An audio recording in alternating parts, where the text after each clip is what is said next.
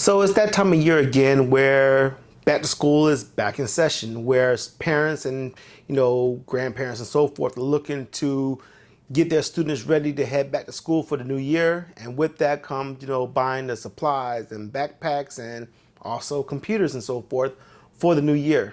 So I get messaged this time of year quite often from parents and so forth asking, hey, Ceddy, what should I be getting my child or student for back to school? I don't want to spend a crazy amount of money, but at the same time, I want to make sure they have the system and the things that they need for back to school. What's up, everyone? It's me, your boy Ceddy of Ceddy Knows Tech, and in this video, we're going to look at just that. We're going to look at some computers and things of that nature that you should be looking at for sending your student back to school. But before we get into any of that, you know what time it is? Cue my intro.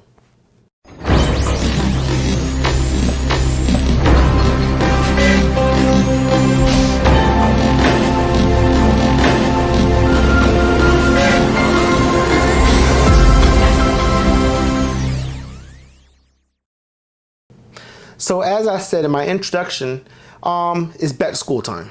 And with that comes just a lot of the chaos and craziness of getting your student prepared for school, backpacks and supplies and school supplies from the schools, and also, picking your child up a computer and so forth, depending on or not if the school supplies your child with a computer. Some districts do, some don't. Some parents just want to have a machine that's personal to their child for them to do their schoolwork. And I get asked a lot of questions about that and what they should be picking up. The main, not necessarily issue, but the main kind of criteria in that is that they want to get a machine that's going to do what the student needs the computer to do, but at the same time, they're not trying to spend outrageous amounts of money.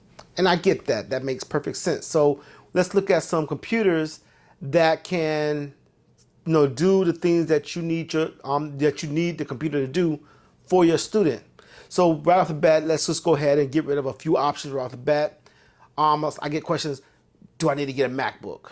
No, that's probably, honestly, if we're talking about just from a student perspective, while MacBooks are awesome computers, they are by far my favorite computer to use. It's probably an overkill. 99% of the students who are, going to school and so forth, this is from pre-K all the way through high school, a MacBook is nice, but one is crazy expensive, and it's probably an overkill for what your student needs to do. And the things that you want to really focus what your student needs to do is things such as productivity suites, things such as Google and the whole Google suite for Google Classroom. And the reason why I say Google Classroom in particular is because a lot of school districts, that is what they're currently utilizing to manage their schools online. With the pandemic now, it's still active, but since the pandemic kind of kicked up, a lot of schools have, tapped Google and the whole Google Classroom platform to manage their students' ability to work online and submit maybe papers or assignments online. So there's a good chance that your student is using the Google Classroom platform and a whole Google suite, which includes the Google worksheets and all that kind of stuff to work in, and Google Docs and Google Drive and all that to work within to handle their online school things. And it's actually a great platform and something that I personally like a lot. My children are using it, haven't really had a problem with it. So we're going to focus more on that area because that's where the students are at. Can you use Microsoft Office? Most definitely. Microsoft Office is probably the de facto standard when it comes to productivity just as a whole. But I do know that a lot of schools, when you're talking about schools and education, they are really utilizing the Google Suite and the Google Suite of things, just because one, it's free for the school districts to use, and two, it's fairly easy to use. So your computer that you're picking up doesn't have to be an overpowerful machine. Matter of fact, with that being said, a lot of schools are utilizing Chromebooks as student computers for this. So we're gonna look at a couple of Windows machines just because they're priced moderately, so that if you want to use a Windows machine, Windows can utilize the Google Suite, so you can do everything on Google that you would need to do from a Windows machine. We'll also look at some Chromebooks because a lot of school districts are utilizing Chromebooks for their computer of choice because they're lower cost and the total cost of ownership is much lower than trying to bring in a fleet of Windows machines and definitely Mac machines. Like I said, it's not that Mac is bad in this instance. I use them every day. It is my favorite computer, but honestly, it's probably an overkill and just way overpriced for handling the things that a student needs to handle and so forth. So let's look at some Chromebooks. Let's look at a few Windows machines and kind of get some specifications on what you would need. So if we go out to bestbuy.com, this week Best Buy currently has a lot of kind of sales going on for students and back to school. So what I want to do is kind of look at some of the stuff they have here for just that, kind of get the most bang for your buck when it comes to money and so forth. So as you can see, they have a lot of student deals going on right now.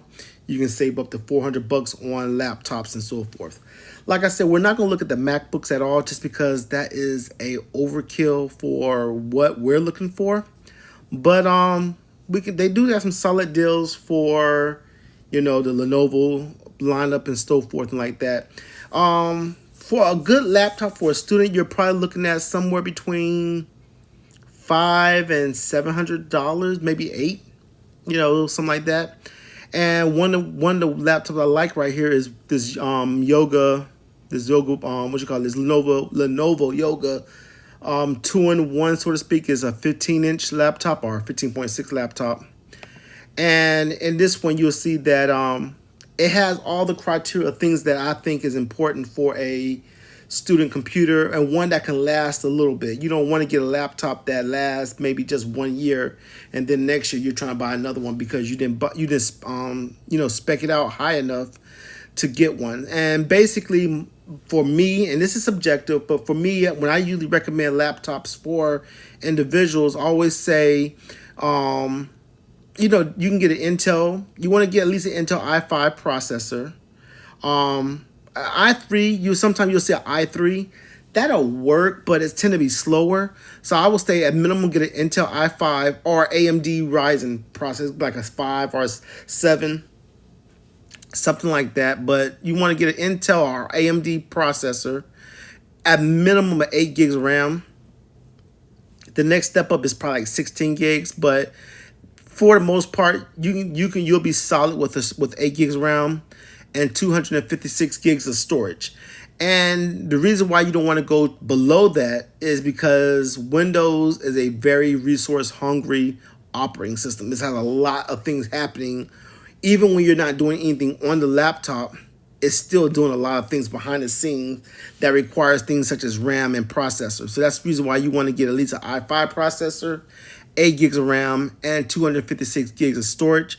And the reason why, because by the time you add on just Windows and get it fully updated, that can be a 15 to 25 gig install just off the bat.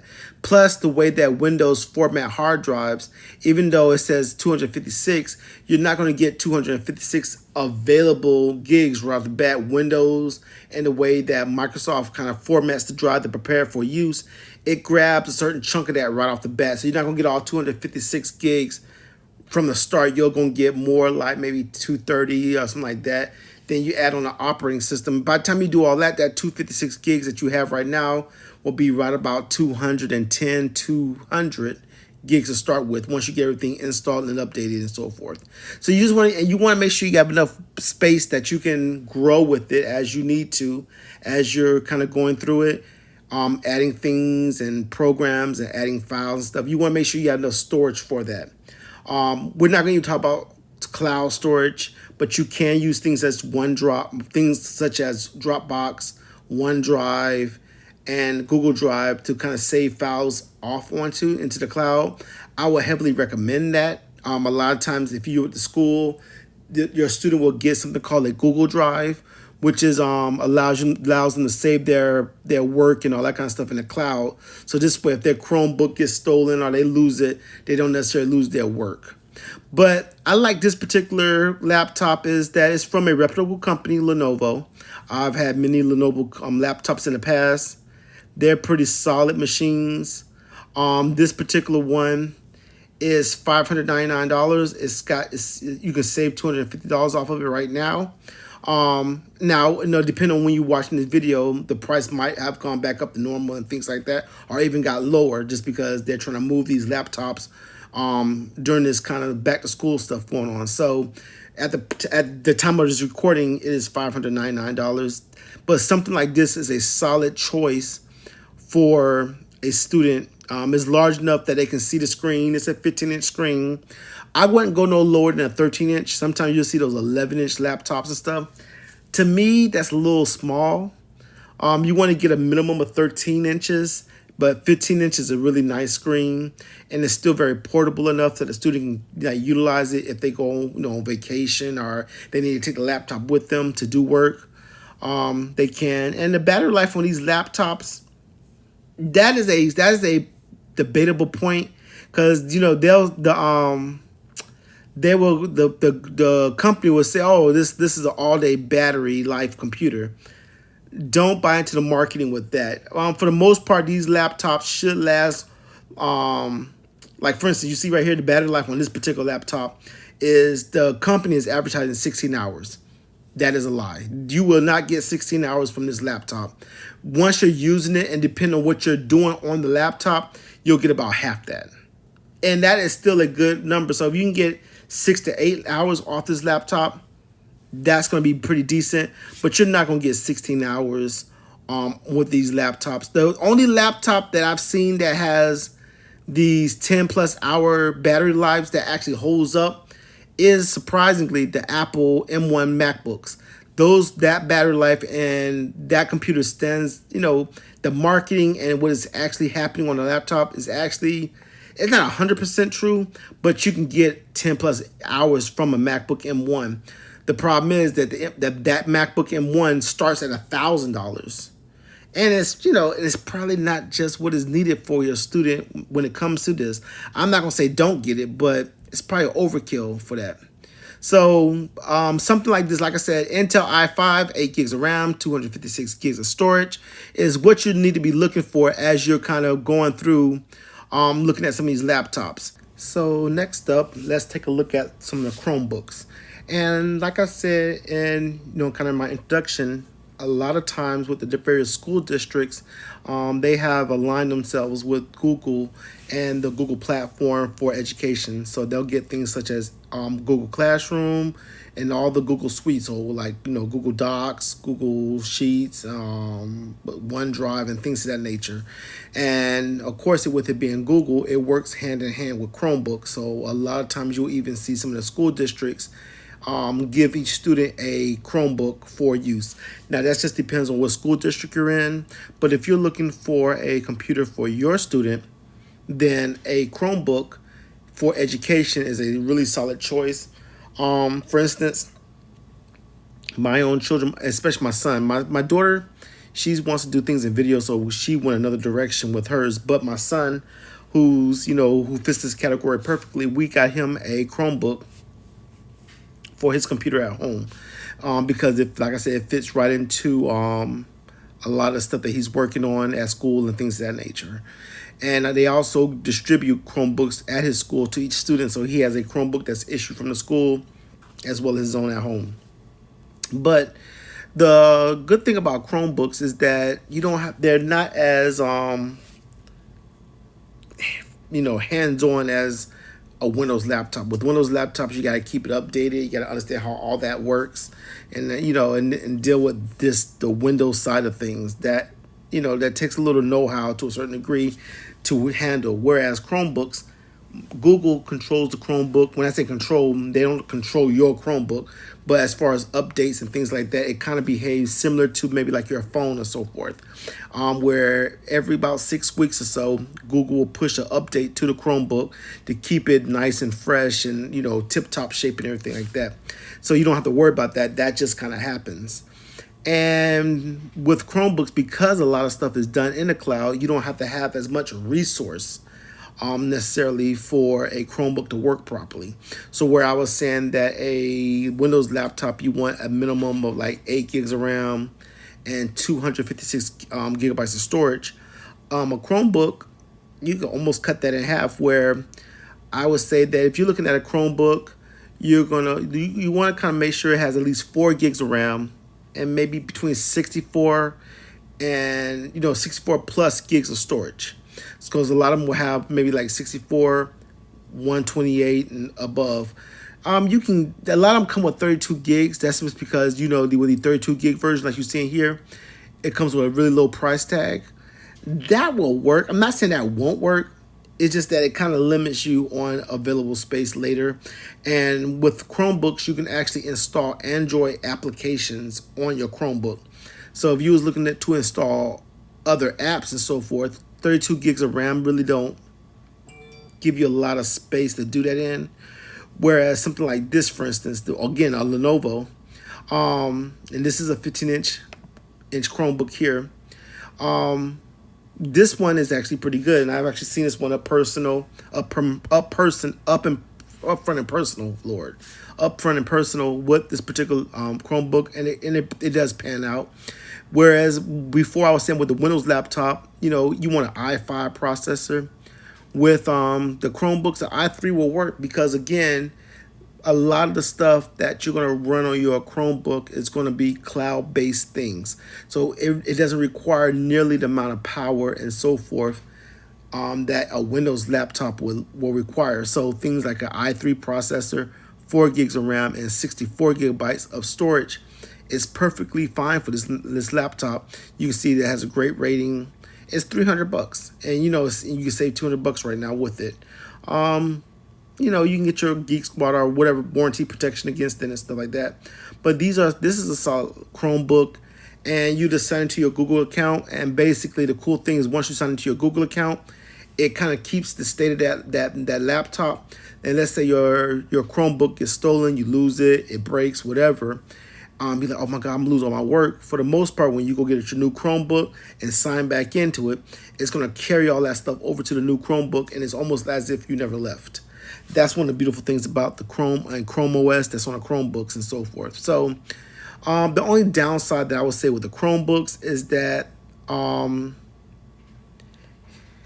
you won't be able to run Windows applications, so to speak. And some people don't understand that. Some people get really confused with that. They're like, what you mean? So you have, like, if you're looking, let's say there's a particular program on your Windows laptop that you run and use every day, then you will need a Windows laptop to run that still. So right away you just know that Chromebooks aren't going to work for you because Chromebooks are not going to run Windows applications. And that's true of any system. This is not just true of Chromebooks. If you have a Windows that's a Windows application and you try to run it on a MacBook or something like that, a Mac machine, and there's not a Mac compatible version of that application, you're going to run into the same problem. So, but a lot of people don't, that's just not obvious sometimes to the consumer when they buy it, that, you have to stay compatible with whatever operating system you're working within. And, Windows is going to be different than Chrome OS for Chromebooks, and Chrome OS is going to be different than MacBooks and iOS or, Mac OS and things like that. So, but talking from an educational standpoint, a lot of things are now happening in the cloud, and these Chromebooks are awesome for that. They're cheaper in cost. They do have awesome battery life. So I go back to the specifications and look at this battery life adds up to about 10 hours. And unlike Windows laptops that, they'll say, oh, you get 16 hours of life out of this Windows laptop, which you don't, you probably get about half of that. With a Chromebook and so forth, you might not get 10 hours, but you're going to get real close to it. You might even get more, just again, depending on what you're doing. And that is because with Windows, there's a lot of things happening behind the scenes that you don't see with Windows, with the, the processors and the process that happen on the operating system. With this Chrome OS is more closer to a mobile OS, something like that's on your phone, compared to something that's just big and as robust as a desktop operating system such as Windows. Chrome OS is a lot more leaner, it's a lot more efficient. It's sort of like iOS and iPad OS for the iPads and iPhones and so forth. It's more close to that than it is for the Windows operating system. So you're gonna get a lot more efficiency out of these operating systems. And like I said, Mac and Google kind of updates these operating systems for their Chrome OS about every 6 weeks or so. You'll get a new update put out. But this laptop, for in particular, is really nice. If you're looking for something in the Chromebooks, in arena, you know, I'm not gonna say stay away from the 32 gigs. Just know that you're not gonna have nearly as much space to do things in than you would with 64 gigs or more of storage for your Chromebook. So I would say a minimum of 64 gigs of storage with your Chromebook, 4 gigs of RAM or more, and like an i3, i5, plus processor. Lenovo's are really good books. Makes really good Chromebooks. Asus does. Acer does. HP, they do as well. Samsung. This is the one that my son has, and not this particular one, but he has a Samsung Chromebook. I think it was an older model. I don't even think they make it anymore. I don't think. It was 4 gigs, 128 gigs of storage, and he's been using that since pre-K. He's in 3rd grade now. No problems. My daughter started out with a Chromebook because she wanted to get more into like videos and things like that. We got her a MacBook recently. That's just because she wants to use some of the Mac software, and but she started out with a Chromebook for years, and even now, her school issues her a Chromebook, so her day-to-day schoolwork is all still done on a Chromebook that's issued from the school. And then when she comes home and does her personal stuff, then she has a MacBook. But once again, though, if you want to get a MacBook or you do want to get a Windows laptop or something like that, you can still tie into the Google system on any computer or any tablet and so forth. So you don't have to have a Chromebook to tie into the Google system, but Chrome OS or Chromebooks, I should say, they work real hand in hand with the Google platform because it's from the same company, and they're cheaper and cost, so that it's a little bit more bang for your buck if you're talking strictly from an educational standpoint and doing educational work. Now, what are the cons of a Chromebook? If you're looking to do gaming, yeah, that's a no-go. Yep, that's a no-go. If you're looking at doing gaming and so forth, that's a big. You're not gonna be able to do anything outside of the Android apps. So if it's an Android app of something like maybe a game that's in the App Store, you might better do it then. But anything outside of that, it's gonna be that's just gonna be a nope. Don't pass go. Don't collect $200. That's not gonna happen. And the only and honestly, that really limits your choices to honestly a Windows laptop. But then that's a whole nother conversation, because if you want to game on your laptop, you're going to have to get a gaming laptop, which exponentially, jumps the price of the laptop that you're looking for, because you're not looking just for a laptop for schoolwork. You're looking at something for maybe, game and school, and it comes with, GPUs and all that kind of stuff. And you're looking at about a minimum of about $1,000 for that. So that's another conversation for another day. But if we're talking strictly educational laptops for school and work, a Chromebook for your student will work just fine. Just remember, get like a i3, i5 processor, or something like that. 4 gigs of RAM. You want at least that. If you can get 8 gigs, that's a little better, and at least 64 gigs of storage, if not more. So that's what I would say about the Chromebooks. But they are awesome choices, and you can't go wrong with these when talking about education and schooling for your students. So in a nutshell, that is my video when it comes to what you should be picking up, or what you should at least be looking at in regards to your students' computers and laptops that you might be picking up this year for their educational needs and so forth. Like I said, you don't need the most powerful machine out there. If you really kind of stick with what we was talking about, 8 gigs of RAM, a minimum of 256 gigabytes of storage, a Windows machine, or when it comes to Chrome OS, 4 gigs of RAM, 64 to 128 gigs of storage, you should be fine for those kind of needs.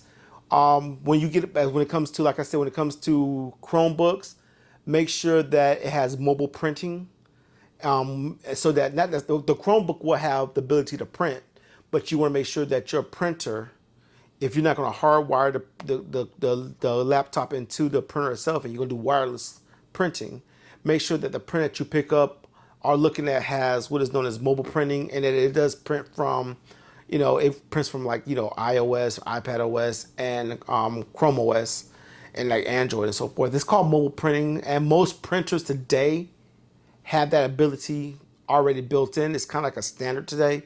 But that's something that you do want to ask maybe the technicians that's selling the printer, hey, does this printer have mobile printing from mobile devices, just so that you don't have any kind of compatibility issues with printing from your Chromebook and so forth. But if you like this video, please leave it a like. If you have any questions, please put them in the comments. And please, please, please subscribe to the channel. It helps the algorithm for YouTube to help promote this channel. Like I said, it's a fairly new channel. It's a little bit under a year, so slowly building up the organic audience for this channel. So please subscribe and hit that like button, as well as the bell icon, so you know when I submit new content. And until next time, as always, stay geeky, stay techie, Ceddy out.